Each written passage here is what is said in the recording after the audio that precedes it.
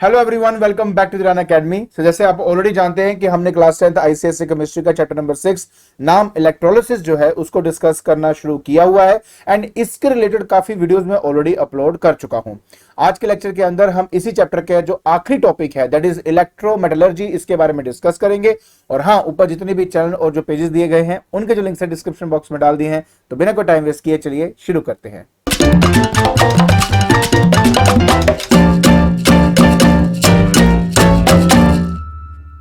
जैसे आप ऑलरेडी जानते हैं कि आज के लेक्चर के अंदर हमने अपना आखिरी टॉपिक डिस्कस करना है जिसका नाम है इलेक्ट्रोमेटलर्जी। देखिए, इलेक्ट्रोमेटलर्जी एक ऐसा प्रोसेस है जिस प्रोसेस की हेल्प से हम अपने मेटल्स को एक्सट्रैक्ट करते हैं इलेक्ट्रोलिसिस की हेल्प से। अब देखिए, सिंपल सी बात आपको बताता हूं कि अगर आपने इलेक्ट्रोकेमिकल सीरीज अच्छे से देखा है तो हाइड्रोजन के ऊपर बहुत सारे आपके मेटल्स के आयन दिए हुए हैं। उनमें से जो सबसे ऊपर वाले आपके पास होते हैं, जैसे कि हमारे पास पोटेशियम ले लीजिए, कैल्शियम ले लीजिए, सोडियम ले लीजिए, ये बहुत ही हाईली रिएक्टिव नेचर के होते हैं। और हाईली रिएक्टिव नेचर होने की वजह से हमें कभी भी एज ए सिंगल एटम ही हमें नेचर में नहीं मिलता। ये कभी ना कभी किसी ना किसी और एटम के साथ कंबाइंड स्टेट में हमें मिलता है। जैसे कि अगर मैं सोडियम की बात करूं तो ऑक्सीजन से मिलकर वो सोडियम ऑक्साइड की टर्म्स में आपको मिलेगा, ठीक है। उसी तरह अगर वो किसी भी हैलाइड के साथ मिलेगा तो उसके साथ रिएक्ट कर जाएगा और फिर वो हमें जैसे कि मेटल हैलाइड की फॉर्म में हमें मिलता है। जैसे कि फॉर एग्जांपल अगर हम बात करें सोडियम की, तो सोडियम अगर क्लोरीन के साथ मिलेगा तो सोडियम क्लोराइड बन जाएगा। सोडियम अगर फ्लोरीन से मिलेगा तो सोडियम फ्लोराइड बन जाएगा। तो मेरे कहने का सिर्फ इतना मतलब है कि जितने भी हमारे हाईली रिएक्टिव मेटल्स होते हैं नेचर के अंदर, वो हमें किसी ना किसी कंबाइंड स्टेट में मिलते हैं। और अगर मान लीजिए कि वो ऑक्सीजन से रिएक्ट होकर ऑक्साइड स्टेट के अंदर मिले हैं हमें, तो हम जो ऑर्डिनरी रिड्यूसिंग एजेंट का इस्तेमाल करते हैं, जैसे कि कार्बन मोनोऑक्साइड की बात करूं या सल्फ्यूरिक एसिड की बात करूं, तो उनसे, या हाइड्रोजन की, नॉट सल्फ्यूरिक, हाइड्रोजन की अगर मैं बात करता हूं, तो हम उनकी हेल्प से इन ऑक्सीजन को आराम से एक्सट्रैक्ट नहीं कर पाते, बिकॉज ये बहुत ही ज्यादा स्टेबल नेचर के अंदर होते हैं। तो उस टाइम अगर मैं अपने मेटल को उन ऑक्सीजन से अलग करना चाहता हूं या अपने मेटल को हैलाइड से अलग करना चाहता हूं, तो उस कंडीशन में हम इलेक्ट्रोलिसिस का इस्तेमाल करते हैं। तो सबसे पहले हम शुरुआत करते हैं स्टेप बाय स्टेप। देखिए, बात यह है कि हमारे पास ये डेफिनेशन देखते हैं। सो कहते हैं it is the process of the extraction of metal by electrolysis. Simple सी बात है, आराम से आपको ये बात समझ में आ गई होगी। अब सीधा आपको लेके चलता हूं कुछ इंपॉर्टेंट नोट्स की तरफ। देखिए, सबसे पहला नोट क्या कहता है? कहता है metal which are higher in the electrochemical series such as potassium, calcium, sodium, magnesium, aluminium are extracted by electrolysis. तो जैसे मैंने आपको ऑलरेडी बताया, ये जितने भी मेटल्स मैंने आपको यहां पे बताए हैं ना, ये they have a great affinity towards the oxygen. तो एफिनिटी का बेसिकली मतलब होता है कि जहां पे ऑक्सीजन दिखा नहीं वहां पे उसके साथ एकदम से रिएक्ट कर जाएगा और ऑक्साइड जो है वो बन जाएगा। तो अगर मान लीजिए मैं बात करता हूं सोडियम की, तो सोडियम जो है ऑक्सीजन से मिलके क्या बनेगा, ये आपका बन जाएगा सोडियम ऑक्साइड, जैसे Na2O, ठीक है। अब इस पर्टिकुलर कंडीशन में, अच्छा हाँ, इसको बैलेंस भी तो करना है हमें, तो एक काम करता हूं, इसको 2 कर देता हूं और यहां पे मैं यहां पर भी ये N2 है, आई थिंक ये 2 कर देता हूं ना, तो ये बन गया आपका 4। तो मैं यहां पर इसको यहां से हटाकर इसको 4 कर देता हूं, ठीक है। तो ये आ गया 4Na। हाँ, अब आप थिंक ये आपका यहां पे बैलेंस हो जाता है। तो मैं यहां पे सिर्फ इतने कहने की कोशिश कर रहा हूं कि अगर मैं इसको ध्यान से देखूं तो ये मेरा क्या है, एक बहुत ही हाईली रिएक्टिव मेटल है। ये ऑक्सीजन से मिलकर साथ के साथ उसने अपना ऑक्साइड बना दिया और ये बहुत ही ज्यादा स्टेबल नेचर का होता है। और अब अगर आप मुझसे चाहते हो कि मैं यहां से सोडियम को एक्सट्रैक्ट करूं, तो जो सिंपल हमारे पास रिड्यूसिंग एजेंट्स होते हैं, जैसे कि अगर मैं बात कर रहा हूं कार्बन मोनोऑक्साइड की, ठीक है, कार्बन मोनोऑक्साइड की, ठीक है, या मैं बात कर रहा हूं हाइड्रोजन की, तो इन पर्टिकुलर मतलब रिड्यूसिंग एजेंट्स की हेल्प से मैं आराम से ये ऑक्सीजन इससे अलग नहीं कर सकता। इसके लिए मुझे इलेक्ट्रोलिसिस करना ही पड़ता है। आई होप ये बात आपको अच्छी तरह समझ में आ गई। ओके, उसके बाद नेक्स्ट पॉइंट क्या कहता है, reactive metals are extracted from their halide by electrolysis using the inert electrodes. हाँ, ये बात बिल्कुल सही है। एक्चुअली में क्या है ना, जैसे कि फॉर एग्जांपल ही मैं आपको सब बातें बता सकता हूं। जैसे कि मान लीजिए मेरे पास मैग्नीशियम क्लोराइड है, क्या है, मैग्नीशियम क्लोराइड MgCl2, है ना। अब ये मेरा मेटल है, ये मेरा है क्लोराइड, जिसको हैलाइड बेसिकली कहा जाता है आपका। तो अब अगेन ये बहुत ही स्टेबल नेचर के अंदर है। तो अगर मुझे इसको, अगर मैं जो मैग्नीशियम को इस क्लोरीन से अलग करना है ना, तो पता मैं क्या करूंगा, मैं एक्चुअली में एक इलेक्ट्रोलिसिस के अंदर 2 इलेक्ट्रोड जो मैं इस्तेमाल करता हूं, तो उसमें से एक इलेक्ट्रोड जो है वो मैं यहां पर रखूंगा as a inert electrode. Inert electrode क्यों? क्योंकि मैं बिल्कुल भी नहीं चाहता कि वो जो इलेक्ट्रोड है वो टेक पार्ट करे मेरे इस पर्टिकुलर इलेक्ट्रोलिसिस के अंदर। तो जो हमारा एनोड होता है, एनोड होता है पॉजिटिव वाला, वो एक्चुअली में हम ग्रेफाइट का लेते हैं। किसका लेते हैं? ग्रेफाइट का। और जो दूसरा इलेक्ट्रोड है ना कैथोड, वो हम यहां पे आयरन का ले लेते हैं। ठीक है, तो इन दोनों का इस्तेमाल करके हमारे पास जितने भी रिएक्टिव मेटल्स हैं जो एक्चुअली हैलाइड से रिएक्ट होके हमें मिले हैं, ठीक है, उनमें से हम अपने रिएक्टिव मेटल्स को आसानी से एक्सट्रैक्ट कर सकते हैं। और यही बात मैंने आपके नेक्स्ट पॉइंट में बताई है। तो जो कैथोड है वो आपके आयरन का लिया जाता है और जो ग्रेफाइट है उसको एनोड की तरह लिया जाता है उस इलेक्ट्रोलिसिस के अंदर। अब ना एक बहुत इंपॉर्टेंट नोट आपके साथ डिस्कस करना है, वो है ये। देखिए वो क्या कह रहा है, ध्यान से देखना। कहता है कि reactive metals are not extracted from the aqueous salt solution by electrolysis. बिल्कुल सही बात है। देखिए प्रॉब्लम पता क्या है, आप भी अच्छी तरह जानते हो कि अगर मैं यहां पे बात कर रहा हूं, अगर आपको याद हो मैंने आपको कॉन्सेंट्रेटर NaCl वाले का कॉन्सेप्ट के बारे में बताया था, राइट? तो मैंने आपको एक बात कही थी यार कि अगर मान लीजिए मेरे पास यहां पे NaCl है और अगर ये मान लो डिसोसिएट होगा तो उस केस के अंदर हमारे पास क्या होता है, ये Na पॉजिटिव और Cl नेगेटिव हमारा तैयार होता है। लेकिन मैंने आपको यह भी कहा था कि अगर एक्वस सॉल्यूशन है तो उसमें पानी भी होगा, और अगर पानी होगा तो उस कंडीशन के अंदर ये भी आपका डिसोसिएट होकर H positive and OH negative आपका बनेगा। अब ऐसे पर्टिकुलर कंडीशन के अंदर अगर आप देखेंगे तो जितने भी आपके मेटल आयंस हैं, जितने भी मेटल आयन हैं, वो जो मतलब रिएक्टिव मेटल आयंस की अगर बात करूं तो सभी के सभी सीरीज में अगर आप देखेंगे तो हाइड्रोजन के ऊपर ही लाई करते हैं। अब उसकी कॉन्सेंट्रेशन ज्यादा है नहीं ज्यादा, उसके ऊपर मैंने बहुत आपको अच्छे से सब बातें समझा दी हुई हैं। अभी मैं केस ले रहा हूं एक सिंपल एक्वा सॉल्यूशन की, कोई कॉन्सेंट्रेटेड की बात नहीं कर रहा हूं मैं, सिंपल एक्वा सॉल्यूशन है या फिर डाइल्यूट सॉल्यूशन कह सकते हो आप। तो उस कंडीशन में क्या होता है कि हमने सिर्फ ये देखना होता है कि अगर मेटल आयन मेरे H पॉजिटिव के ऊपर है तो वो पहले डिस्चार्ज नहीं होगा, उससे पहले कौन हो जाएगा? हाइड्रोजन हो जाएगा। तो देखिए अगर मैं रिएक्टिव मेटल जो है अगर उनके एक्वस सॉल्ट सॉल्यूशन से एक्सट्रैक्ट करने की कोशिश कर रहा हूं तो वो नहीं होगा। The reason is that because जितने भी मेटल आयंस हैं वो H पॉजिटिव आयन के ऊपर लाई करते हैं, इसलिए हमेशा डिस्चार्ज होने का प्रेफरेंस किसको मिलेगा? H पॉजिटिव आयन को मिलेगा। और अगर H पॉजिटिव आयन को प्रेफरेंस मिलेगा तो वो क्या करेगा? वो मेरा कैथोड के पास जाएगा, एक इलेक्ट्रॉन को लेगा जिससे बनेगा H, और वो H फर्दर एक H से मिलकर क्या बन जाएगा? आपका हाइड्रोजन गैस। तो मेरे कहने का मतलब यह है कि अगर आप किसी भी मेटल सॉल्ट के एक्वस सॉल्यूशन से एक्सट्रैक्शन पाना चाहते हो किसी मेटल की तो वो पॉसिबल नहीं है, उसकी जगह पे एक्चुअली आपको हमेशा हाइड्रोजन ही मिलता है।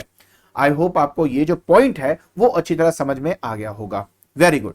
अब हमने क्या करना है बेटा, मैं आपको वेरियस वेरियस एग्जांपल्स दूंगा और उन एग्जांपल्स की हेल्प से मैं आपको ये बात समझाने की कोशिश करूंगा बेटा कि किस तरीके से मतलब कौन सा इलेक्ट्रोलाइट हम लेते हैं, कैथोड में क्या होता है, एनोड में क्या होता है, और आसानी से हम बेटा एक एक स्टेप करके वो सारी बातें खत्म कर लेंगे। तो देखिए सबसे पहले मैं आपको यहां पर एग्जांपल देना चाहूंगा, जैसे कि हमारे पास मैग्नीशियम क्लोराइड का है ना। देखिए एग्जांपल्स की बात करते हैं बेटा, अपना बहुत सिंपल सिंपल है, जल्दी जल्दी खत्म करेंगे यहाँ पे। तो सबसे पहले हम बात करते हैं मैग्नीशियम क्लोराइड का। तो हम ना जब यहाँ पे इलेक्ट्रोलाइट की बात करेंगे, ठीक है, इलेक्ट्रोलाइट के बारे में बात करेंगे तो हम यहां पर इस्तेमाल करते हैं फ्यूज्ड या molten state of magnesium chloride. अब देखो फ्यूज स्टेट क्या होने की वजह से पहली बात तो पानी का कोई पंगा इसमें रहेगा नहीं, मोल्टन स्टेट के अंदर है, ठीक है, और ये MgCl2 दोनों टूट जाएंगे। चलो मैं आपको करके दिखाता हूं, वो आपको ज्यादा समझ में आएगा, है ना। तो अगर मैं यहां पर बात कर रहा हूं किसकी, कैथोड की, पहले तो मैं कैथोड के बारे में बात कर देता हूं। देखिए मैं पहले आपको ये भी बता देता हूं कि ये जब आपका डिसोसिएट होगा तो ये बन जाएगा Mg2 पॉजिटिव और साथ में बनेगा Cl नेगेटिव। तो ये आपको एक्चुअली में यहां पर मिलने वाला है, ठीक है। वैसे तो हमें मिलेंगे 2 क्लोरीन बेसिकली मिलेंगे हमें नेगेटिव आयन वाले। चलिए कैथोड की बात करते हैं। कैथोड हमारा नेगेटिव चार्ज है और आपको मैंने कितनी बार बता दिया है नेगेटिव चार्ज की जगह पॉजिटिव आयन भागता है। तो Mg2 पॉजिटिव एक्चुअली इसकी तरफ जाएगा, इससे 2 इलेक्ट्रॉन्स को लेगा और जिसकी वजह से आपके पास Mg एज अ मेटल आपको मिल जाएगा, ठीक है। ये सिंपल सी इसकी बात है। इसके अलावा अगर मैं एनोड के बारे में बात करता हूं तो एनोड में क्या होता है बेटा, आपके पास क्लोरीन जो है, क्लोरीन एक्चुअली क्या करेगा, वहां जाएगा अपने एनोड के पास, अपना एक इलेक्ट्रॉन दे देगा जिसकी वजह से Cl बनेगा। अब Cl अकेला ये एग्जिस्ट नहीं करता, हमने कितनी बार स्टडी की है। Cl एक्चुअली एक और Cl के साथ मिलकर कोवलेंट बॉन्ड क्रिएट करता है और बन जाता है Cl2। तो मतलब आपको जो गैस है वो यहां पर इवॉल्व हो जाएगी, ठीक है। तो एनोड के पास आपके बड़े बड़े Cl2 बनेगा और वैसे आप आई थिंक ये अच्छी तरह समझ गए होंगे कि मैं यहाँ पे क्या बात कर रहा हूं, ठीक है। बात करते हैं बेटा अपने नेक्स्ट एग्जाम्पल की। नेक्स्ट एग्जाम्पल जो मैं आपके लिए लेके आया हूं वो है सोडियम क्लोराइड का। वैसे तो कहूंगा तो fused sodium chloride, I think fused sodium chloride का, ठीक है। फ्यूज्ड का मतलब आप अच्छी तरह जानते हो कि भाई कोई पानी का प्रेजेंस नहीं है, मोल्टन स्टेट के अंदर है, ठीक है। तो इलेक्ट्रोलाइट भी किसका लूंगा, फ्यूज सोडियम क्लोराइड का ही लूंगा मैं। तो एक्चुअली में क्या हो रहा है यहाँ पे, रिएक्शन जो है, डिसोसिएशन रिएक्शन क्या है इसकी, कि NaCl जो है वो आपका ब्रेकडाउन होगा, जिसमें बनेगा Na पॉजिटिव प्लस साथ में बनेगा Cl नेगेटिव।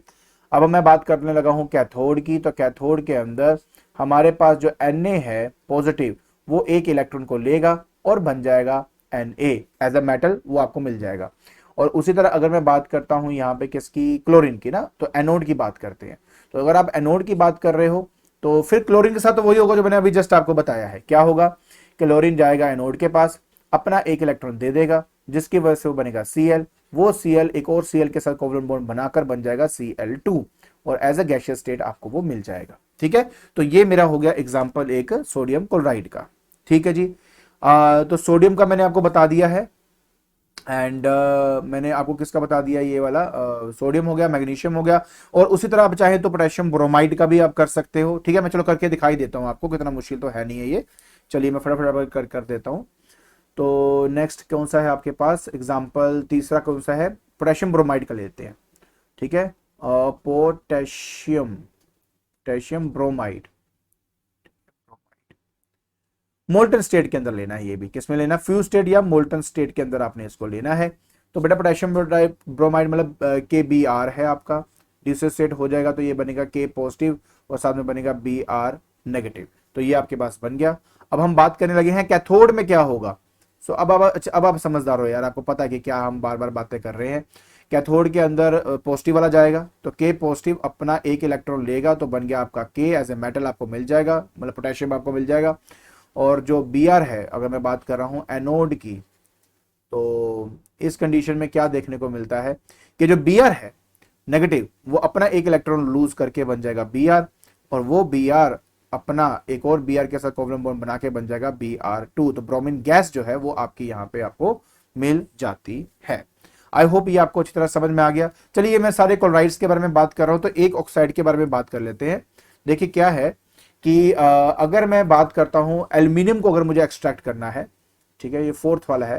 वैसे तो इसके ऊपर हमने मतलब इसके ऊपर हमें आगे जाके बात तो करनी है, लेकिन चलो अभी हम बात कर रहे हैं तो मैं खत्म कर देता हूं थोड़ी सी इसकी, कि अगर आप एल्यूमिनियम को एक्सट्रैक्ट करना चाहते हो तो एल्यूमिना का आप इस्तेमाल करते हो। एल्यूमिना होता है Al2O3 एल्यूमिनियम ऑक्साइड। लेकिन सिर्फ एल्यूमिना ही प्रेजेंट नहीं होता इलेक्ट्रोलाइट के अंदर, इसके अंदर हमारे पास प्रेजेंट होता है क्रायोलाइट, ठीक है, दैट इज क्रायोलाइट, ठीक है। और इसके अंदर एक और होता है, दैट इज क्या होता है, फ्लोरस्पर, FLUORSPAR, ठीक है। सो ये हमारे पास बेटा ये दो और एक्स्ट्रा चीजें होती है जो इसके अंदर प्रेजेंट होती है। हाँ, अगर मैं क्लोराइड की बात करता हूं तो ये बन जाएगा बेटा Na3AlF6, तो ये है इसका फॉर्मूला। और अगर मैं फ्लोस्फर की बात करता हूं, फ्लोस्पर की बात अगर करता हूं, तो ये कैल्शियम फ्लोराइड होता है CaF2। तो ये बेसिकली तीनों मिलाकर इलेक्ट्रोलाइट को बनाया जाता है। क्यों होता है वो मैं आगे जाके जब हम इसके बारे में बात करेंगे तो वहां पे आपको अच्छे से समझ में आएगा। अभी के लिए पहले आप ये समझ लीजिए कि ये तीनों मिलते हैं, तो उसके बाद हम एल्यूमिनियम को बेसिकली एक्सट्रैक्ट करते हैं। तो अब होता क्या क्या वो बताता हूं। सबसे पहले Al2O3 आपका क्या होगा, ब्रेकडाउन होगा। इसमें बनेगा बेटा Al3 पॉजिटिव, कितने आयंस बनेंगे, 2 आयंस इसके बनेंगे, प्लस उसके बाद बनेगा ऑक्सीजन के 3 आयन बनेंगे आपके O2 नेगेटिव। देखो ना 3 है ना आपके, तो 3 आयन बनेंगे, 2 है एल्यूमिनियम, 2 आयन बनेंगे, ऐसे होता है। अब हम बात करते हैं कैथोड की, तो कैथोड है आपका नेगेटिव चार्ज वाला। सो अब ध्यान से देखना, जो आपके 2 एल्यूमिनियम यहाँ पे आपके हमारे आयंस बने हैं, वो दो, अब 3 दूनी 6 हो गए ना टोटल, तो कुल मिलाकर अगर देखा जाए तो वो 6 इलेक्ट्रॉन्स को लेंगे, और जैसे वो 6 इलेक्ट्रॉन्स को लेंगे आपके पास 2 एल्यूमिनियम के जो मेटल्स हैं, एटम्स हैं, वो आपको यहाँ पे मिल जाते हैं, ठीक है। और यही अगर आप एनोड के बारे में बात करेंगे तो एनोड में क्या होगा, 3 आपके ऑक्सीजन 2 नेगेटिव है ना, तो कुल मिला के 6 ही आपके इलेक्ट्रॉन्स हैं, तो 3 दूनी 6, हाँ, तो इसमें से 6 इलेक्ट्रॉन्स निकलेंगे, जिसकी वजह से 3 नेसेंट ऑक्सीजन, मतलब अकेला ऑक्सीजन आपको मिलता है। अब अकेला ऑक्सीजन तो रहेगा नहीं, वो ऑक्सीजन तीन और नेसेंट ऑक्सीजन से मिलकर 3 मॉलिक्यूल आपके ऑक्सीजन एज अ गैस आपको यहां पे मिल जाती है। तो ये सारा कुछ आपका रिएक्शन टेक प्लेस करता है जब मुझे एल्यूमिनियम को एक्सट्रैक्ट करना होता है। देखिए आसान है, करना है कर लीजिए, कोई दिक्कत नहीं है, एग्जाम्पल का ही पार्ट है। आई होप आपको अच्छी तरह समझ में आ जाएगा।